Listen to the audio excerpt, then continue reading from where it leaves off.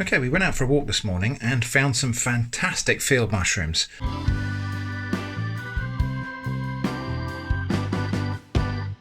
So we're lucky enough to live somewhere where we can just walk out across fields and pastures, and these are rights of way that we've got across these fields. And just off to the side of these paths we found copious quantities of fantastic field mushrooms. They really are very, very good.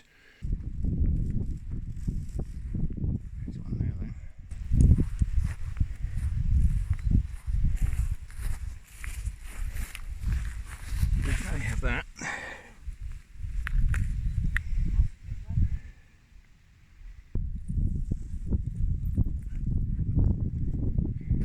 Walk on. Go, keep going.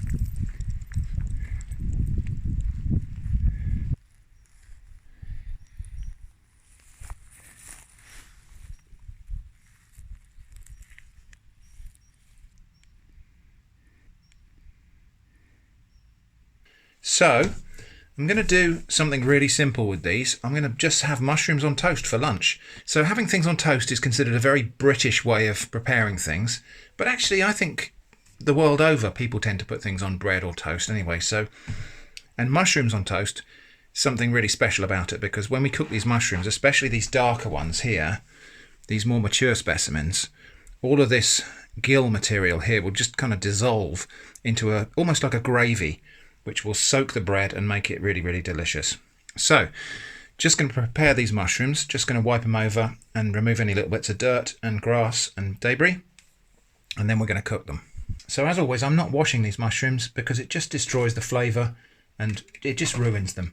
So all we do is give them a little wipe over the top with a piece of kitchen paper towel. That's all they need. These have only been growing for about, I don't know, 24 hours or so. They were under the ground as tiny little buttons before that. So they've had very little chance for anything bad to happen to them.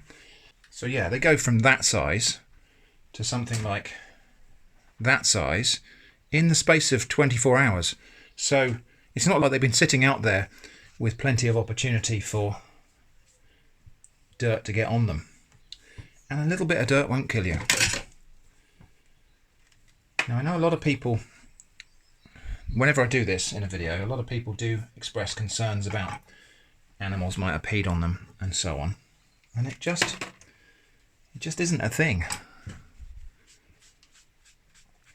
And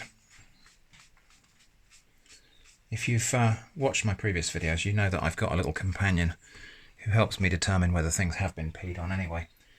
So actually most of what looks like dirt on here is actually spores and gill material that's just come off of other mushrooms while they've been in the basket. They're really in very, very good condition, these mushrooms, because they are so fresh and new. Okay, now sadly this mushroom here is just a little bit too far gone. We can see actually in the middle here, there's signs of insect infestation there, so there's been some little fungus gnats have eaten away at the inside of the mushroom there. So sadly, and it's a shame because that would have been really tasty, let's just have a look. I'm just going to cut through the outside of the gill here. Let's have a look. Yeah, you can see all the way along the inside of the cap there, it's started to separate, and that's because fungus gnats have eaten away inside the mushroom. So it's a shame, but that will probably just have a gritty texture because of those little maggots in there. And there's no harm in eating them. You know, they're not going to poison you, but aesthetically, it's just not that pleasant. So, unfortunately, we just have to throw a few of them away. We haven't really thrown many away, actually. For the most part, these have been very sound mushrooms. Now, it's probably worth mentioning while we're here that you might think that my identification of mushrooms is a bit casual. And I suppose that's kind of true, because I've been doing this for years and years. And so, after a while, you do get to be very, very familiar with the species that you're used to gathering and used to collecting. And so it might well seem like, and it kind of is a little bit, that my ID of these mushrooms is very cursory and casual.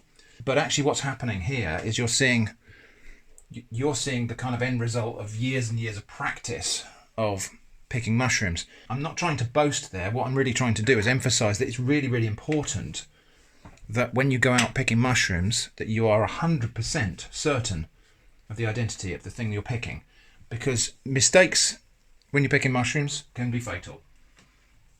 It's as simple as that. There aren't that many deadly poisonous species compared to the total number of species. The actual chances of eating a random mushroom and it killing you are relatively low, but the stakes are high. So it's not worth taking a chance. So really, as I say, you have to be 100% certain that what you're picking is something that's good to eat.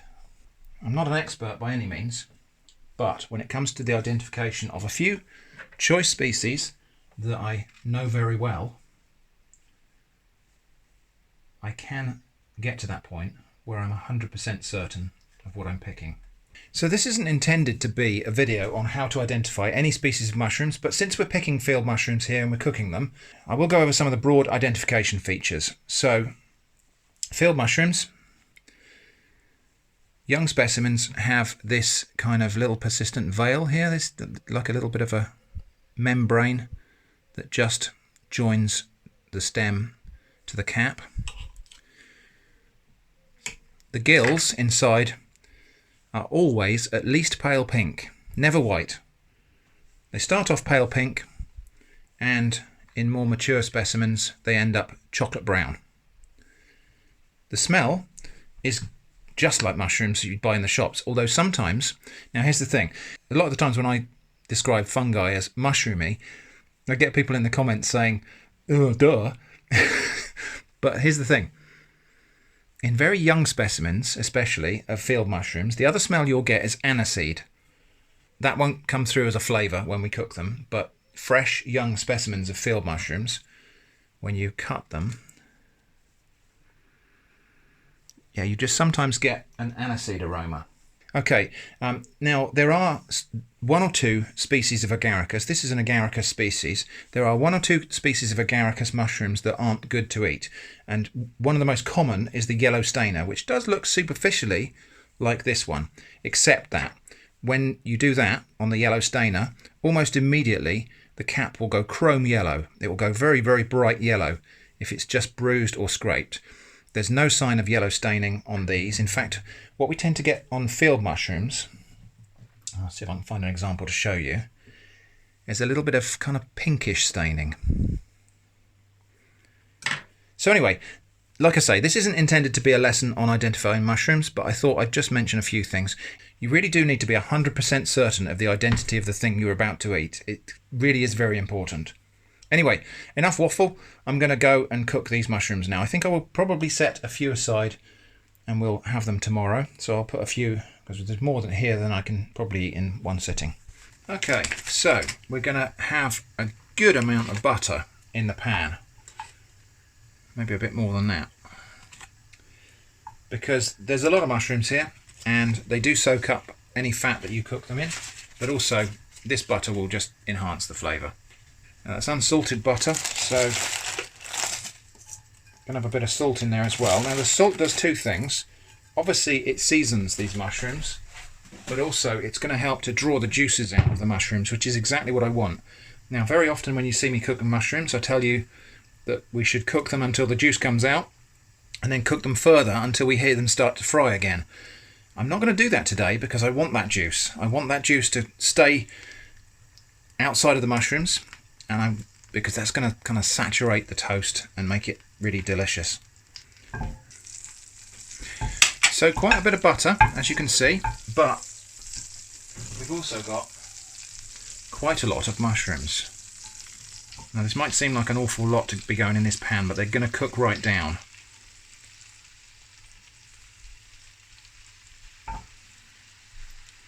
It is a lot to go in that pan, but trust me, they're going to cook down. So we're just going to leave those on a low heat to just fry off gently in that butter. And in a minute we will see those drop down in the pan. Meanwhile, going to make a few slices of toast. And some people like a bit of soy sauce when they cook mushrooms like this, and that's good if that's what floats your boat. I'm personally not too fond of soy sauce with mushrooms, at least not these kind of mushrooms and this kind of presentation. So we're just going to today have butter and mushrooms and a little bit of salt, and we're going to have just the flavour that comes from these mushrooms. And most of that flavour is coming from these dark, mature specimens. We can see it's all starting to cook down now. Almost level at the top of the pan, but there's going to be more cooking down to do. You can see now the amount of juice that's come out of these mushrooms. We are going to cook a little bit of it back into the mushrooms and reduce a little bit of it down because we don't want it to be completely running with liquid. But yeah, all starting to cook down and darken now. And you know, all the pink ones have lost that pink colour and starting to turn darker, and in the middle here they may look a little bit grey, but that's perfectly normal. It's just the natural colour of this mushroom. Now is actually a good time to taste a little bit of this juice, just for the seasoning level. Oh wow, that's got so much mushroom flavour. But yeah, it needs a little bit more salt.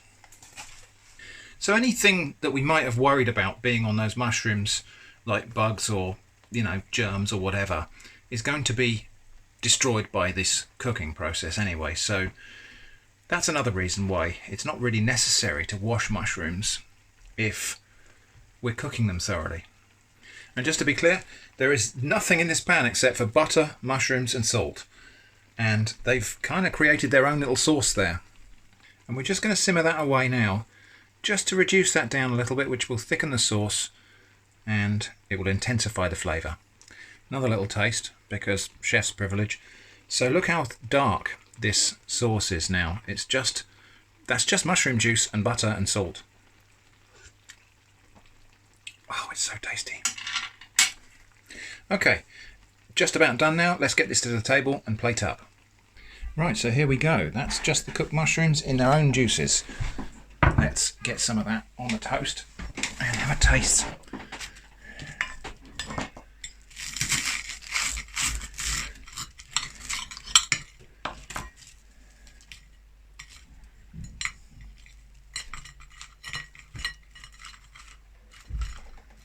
I think that fits the plate a little bit better that way. Just go a little bit on each slice. Now Jenny likes a bit of butter on her toast before she puts things on it, but there's butter already in the sauce, so for me that's enough. And we're just going to soak these pieces of bread with some of that lovely mushroom gravy. I think there's actually more than enough there, so there we go. Is that enough there for you, Jenny? Yeah. Okay. Right, so there we go. That is mushrooms on toast. Really couldn't be simpler. It's just mushrooms cooked in butter, a little bit of salt, and served on top of some lovely wholemeal toast. So let's have a taste of that and see if it was worth that nice long walk to pick all these mushrooms this morning.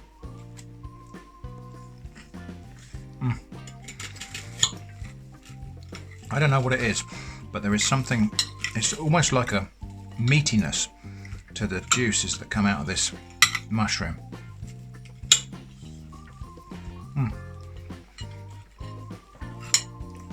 So good. Now, for me, just a little bit of pepper, but it really doesn't need anything else.